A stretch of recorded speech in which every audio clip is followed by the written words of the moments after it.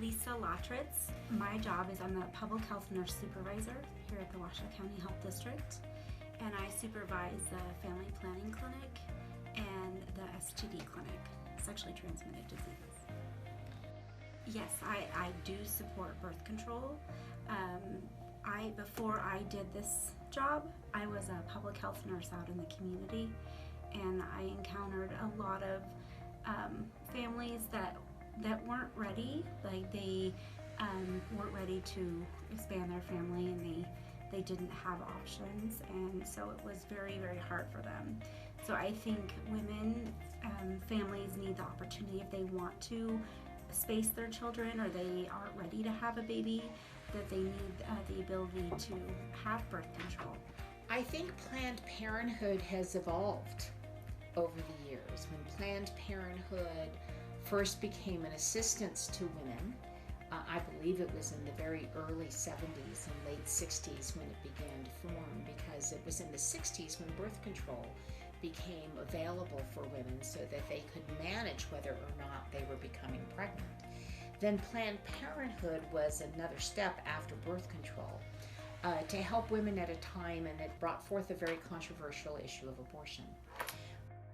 On February 18th, Republicans in the U.S. House of Representatives, with the help of 11 Democrats, passed an amendment introduced by Representative Mike Pence and aimed at barring Planned Parenthood from receiving federal funds for any purpose, including preventative and life-saving health services, during his presidential campaign.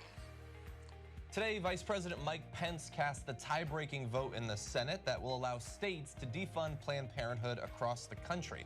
Now, the House passed a resolution last month disapproving of the Health and Human Services rule, which in December of last year barred states from defunding Planned Parenthood or other Title X recipients for any reason other than the provider's, quote, ability to deliver services to program beneficiaries in an effective manner.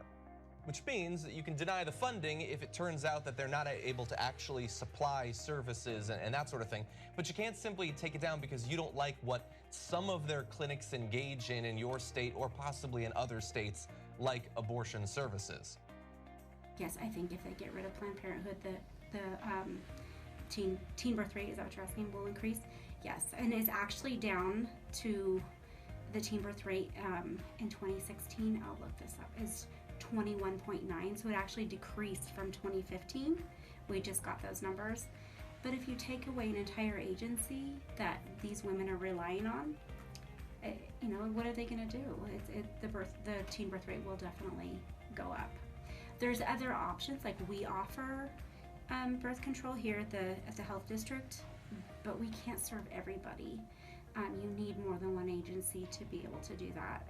And of course, women, if they've been going to Planned Parenthood for years, that's where they're comfortable, and they'll have to find somewhere else to go. Planned Parenthood is the largest abortion provider in the country. They do over 300,000 abortions a year, maybe 350,000. Abortions are going down dramatically all over the country. We've seen about 43% drop in the number of abortions every year since 1990, but they're going up at Planned Parenthood. And so we oppose Planned Parenthood. We oppose the taxpayer giving them any money because we know they're going to use that for political purposes too. And we also believe that Planned Parenthood is corrupt. We believe that it is inhumane and it is an evil organization because of the abortions they do.